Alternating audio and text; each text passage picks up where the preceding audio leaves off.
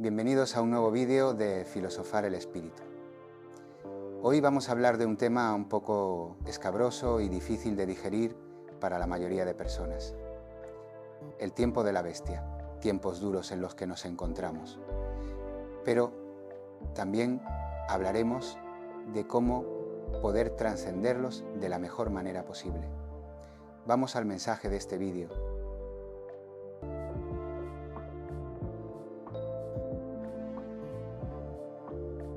Cuando hablamos de conciencia y conciencia solemos confundirlas aunque no significan lo mismo. La conciencia sin S tiene que ver con lo moral, con esa inquietud que aparece cuando sabes que has actuado mal con alguien.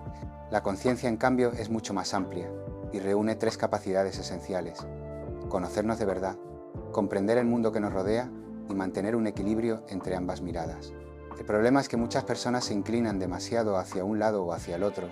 Algunos se sumergen tanto en su interior que se olvidan del mundo, y otros se pierden en lo externo sin conocer quiénes son en lo profundo. Pero la conciencia real necesita las dos direcciones en armonía.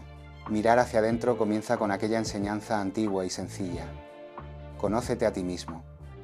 Y eso no se refiere a tus gustos cotidianos, sino a la comprensión de que somos una unión entre lo eterno y lo pasajero.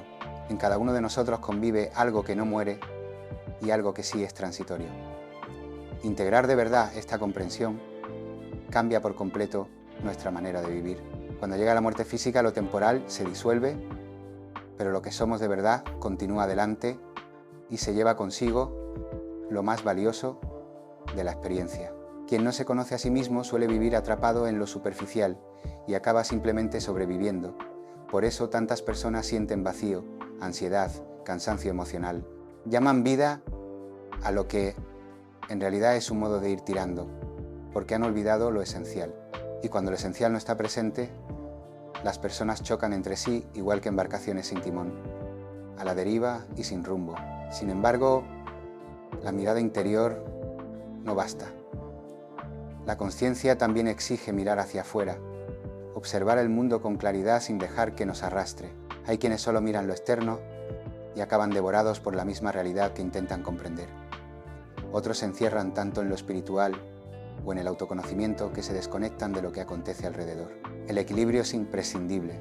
Jesucristo lo expresó de forma contundente cuando reprochó a quienes sabían leer el cielo para prever el clima, pero eran incapaces de reconocer los signos de los tiempos. Nos invitó a observar, a mantenernos atentos, porque esta humanidad, entendida como su estructura política, social, económica y tecnológica, llegará a su fin para dar paso a una nueva humanidad en una tierra restaurada.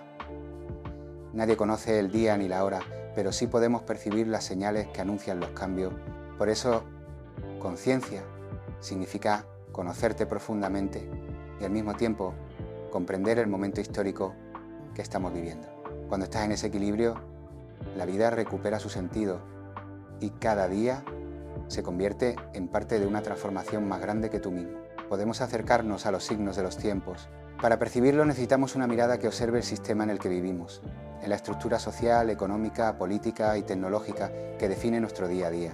Si uno presta atención a esta realidad, aparecen señales muy claras que revelan el momento histórico que estamos atravesando. Las más evidentes pueden dividirse en las provocadas directamente por la acción humana y las que responden a los ciclos de la existencia. Entre los signos generados por el ser humano hay uno imposible de ignorar: la distopía existente. Vivimos inmersos en un escenario donde los problemas de siempre, la desigualdad, la violencia, el sufrimiento y el desprecio por la vida, han alcanzado niveles inéditos. Nunca antes una minoría había acumulado tanta riqueza, mientras millones de personas viven sin saber si comerán al día siguiente. Y esto ocurre incluso en los países considerados desarrollados, donde la tensión emocional, la frustración y la violencia cotidiana se han normalizado. A estos males antiguos, ahora potenciados, se suman otros nuevos que antes no existían: el uso manipulador de la tecnología, la ingeniería social, la ciencia empleada para controlar en lugar de liberar. A nivel espiritual, hemos abandonado todo lo trascendente. Vivimos como si lo sagrado no existiera, como si no hubiera una esencia más profunda sosteniendo la apariencia de las cosas. Nietzsche expresó esta idea con su famosa frase: Dios ha muerto para anunciar la desaparición del sentido espiritual en la cultura moderna. Y cuando lo trascendente se abandona, la humanidad levanta nuevos ídolos.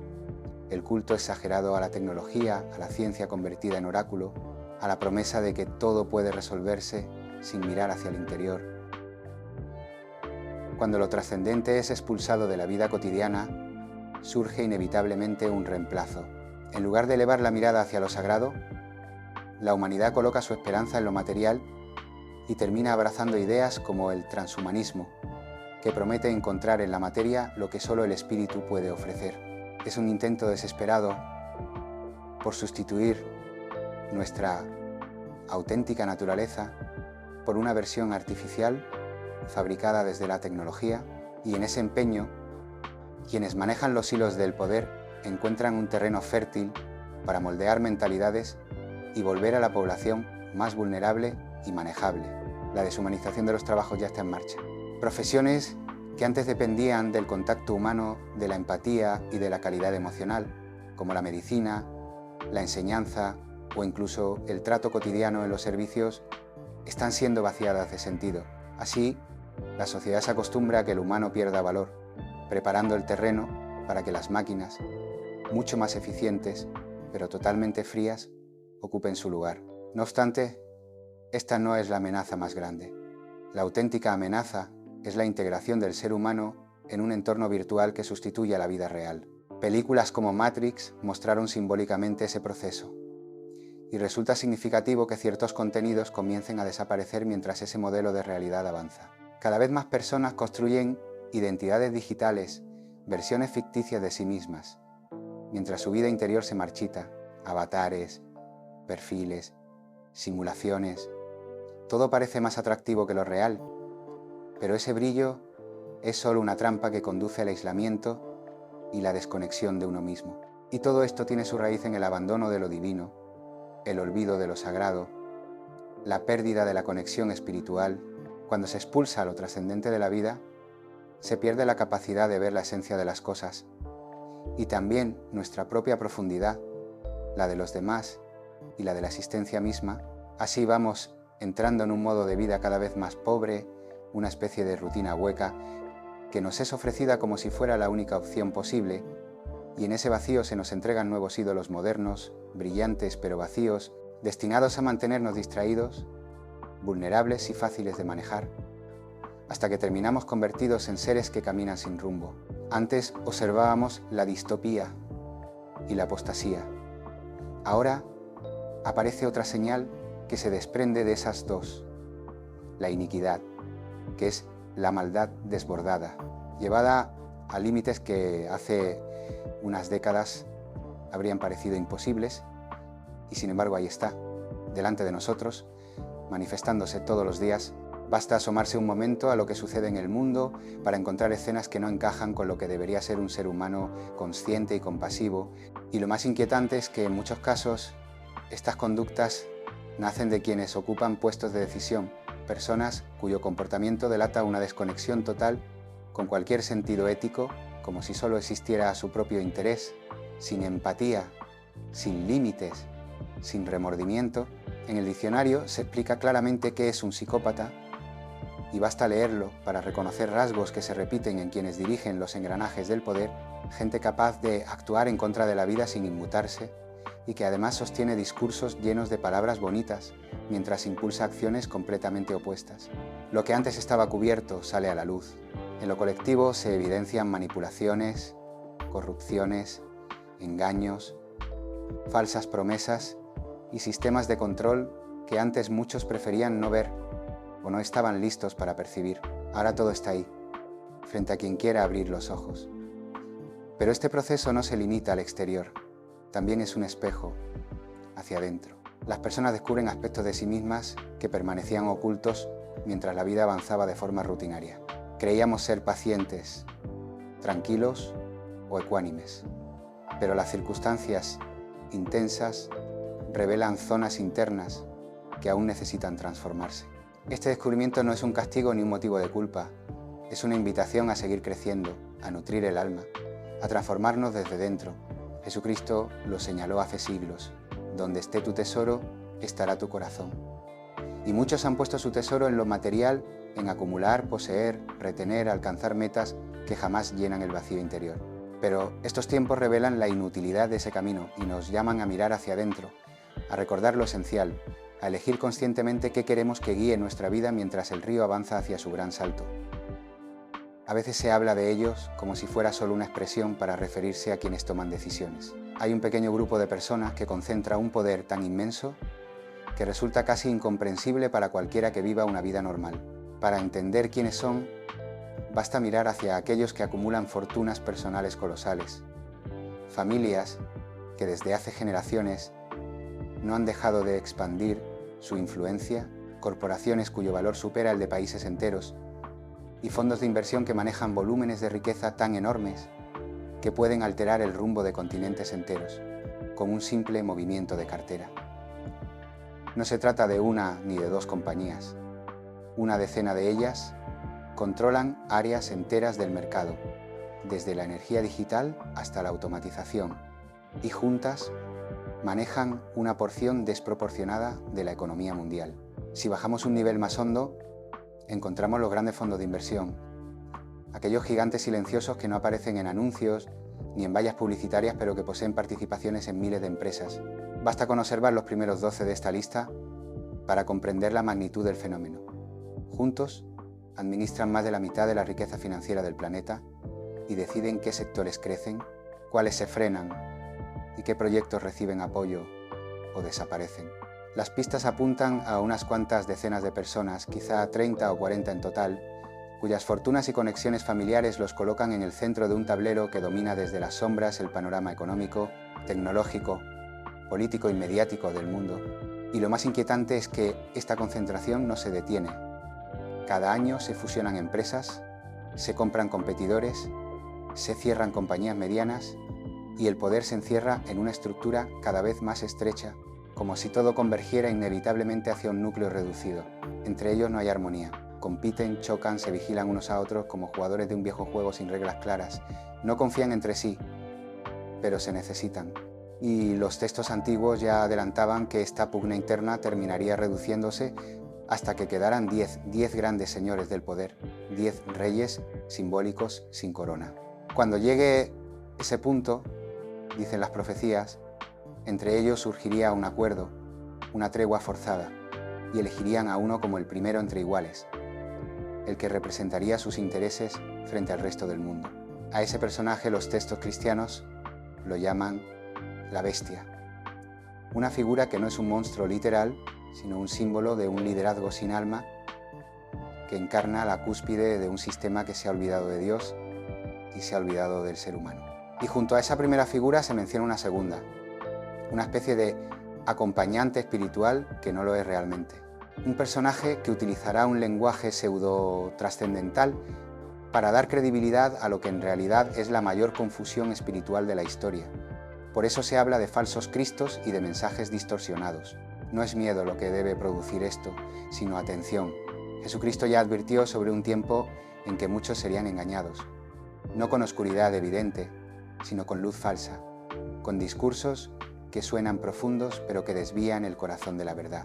En medio de esa confusión, en un mundo donde el poder se concentra en una élite mínima y donde el discurso espiritual se vuelve un laberinto de espejos, la pregunta aparece sola. ¿Qué quieren ellos? ¿Qué buscan quienes ya tienen tanto que no podrían gastarlo ni en varias vidas? Desde luego, no necesitan más dinero. Ya lo poseen todo. Dinero y poder. Lo que persiguen es una estructura global donde sus decisiones estén por encima de todo, donde puedan aparecer abiertamente sin ocultarse detrás de instituciones, donde el mundo entero funcione bajo una arquitectura diseñada por ellos. Ese es el nuevo orden mundial, una reorganización profunda que ya está en marcha. Antes de que se manifieste plenamente, llegará un anuncio, una proclamación de paz y seguridad después del caos, después del remezón global, después de tantas tensiones acumuladas.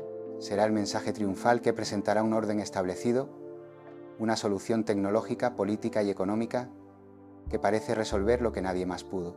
Pero la verdadera pregunta no es ¿qué van a hacer ellos?, sino dónde quiere situarse cada uno de nosotros cuando eso ocurra. Ellos seguirán a lo suyo, porque no dan para más.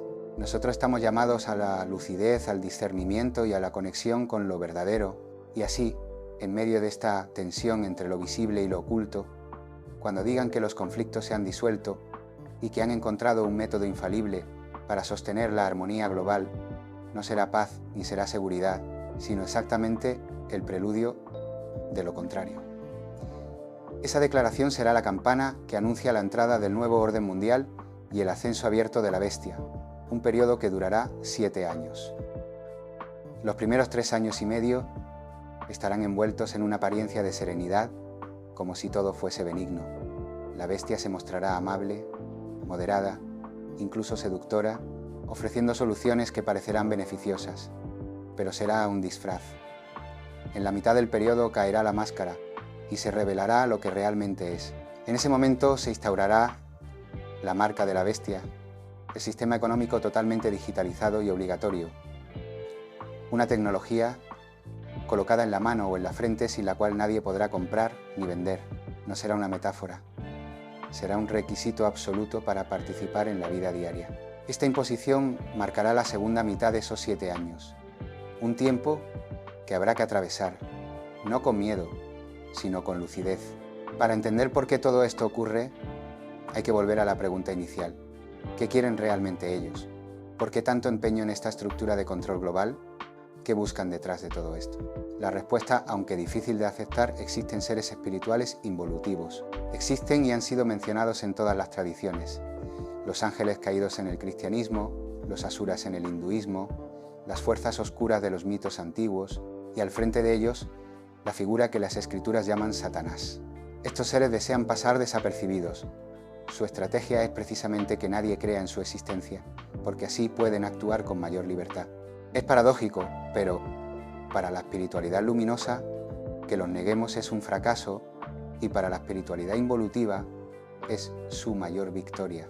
Ellos, los que hoy gobiernan desde las cúpulas visibles y desde los entramados invisibles, están alineados con esa fuerza involutiva. No es que sean ateos o agnósticos, como dicen públicamente, tienen creencias espirituales, pero no son elevadas. Están postrados ante Satanás, del cual extraen el poder y la riqueza que exhiben en este mundo. Y esto no es una metáfora, es exactamente lo que Jesucristo enseñó. En el desierto, Satanás le mostró todos los reinos y poderes del mundo y le dijo: todo esto te lo puedo dar porque me ha sido dado, si te postras ante mí. Esa frase es brutal, porque revela quién entrega ese poder. Y lo más grave, somos nosotros, la humanidad, quienes le hemos cedido esa autoridad al vivir alejados de lo divino. La palabra pecado significa precisamente eso, alejamiento. Quien se aleja de la luz cae bajo la influencia de lo involutivo, sin siquiera darse cuenta. Entre ellos están esos 30 o 40 que manejan los hilos del mundo actual y que mañana se reducirán a 10. Ellos lo hacen sabiendo quién sirve a quién. Reciben a cambio poder y riqueza, pero lo más inquietante es que muchas personas terminan alimentando esa corriente involutiva sin darse cuenta. A veces basta vivir desde el egoísmo, desde el deseo de imponerse, desde el materialismo o desde la indiferencia por los demás para estar sirviendo, sin saberlo, aquello que deshumaniza. Y todo esto tiene un propósito: extraviar el alma. Todo aquello que sintetizamos bajo nombres como un nuevo orden mundial o la bestia apunta a lo mismo: impedir que recordemos quiénes somos realmente. Su objetivo no es el dinero ni el poder material, sino desviar la conciencia humana. Por eso necesitamos recuperar la mirada profunda, salir de esta especie de amnesia que nos empuja a olvidar nuestra esencia. Y justamente esa amnesia es lo que ellos buscan, porque saben lo que viene. Saben que el ciclo actual se acerca a un punto decisivo. Es un momento de transición vibratoria en el que la Tierra elevará su frecuencia.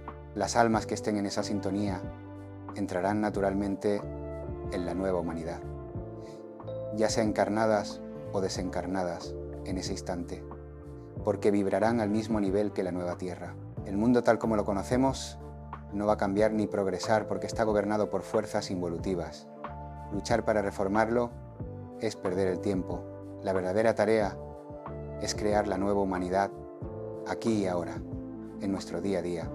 Vivir con amor, compasión, fraternidad y coherencia con nuestra esencia divina. El tiempo de esperar ha pasado. Es momento de vivir de manera ejemplar, trayendo aquí la nueva humanidad en la medida de nuestras posibilidades, sin perder energía en combatir o culpar al mundo. Nacer de nuevo es la única revolución verdadera. Y así llegamos al punto clave: nacer de nuevo, ser alquimistas de nuestra propia vida, transformar cada experiencia en luz y sabiduría, y traer el reino aquí y ahora, a nuestro alrededor. Este es el trabajo más importante y urgente: crear, vivir, actuar en coherencia con lo que verdaderamente somos. Muchas gracias por llegar hasta aquí. Si te ha resonado el mensaje de este vídeo, comparte para que pueda llegar al mayor número de personas y así poner las cosas más complicadas a estos seres involutivos que nos rodean y controlan nuestras vidas. Saludos y hasta el próximo vídeo.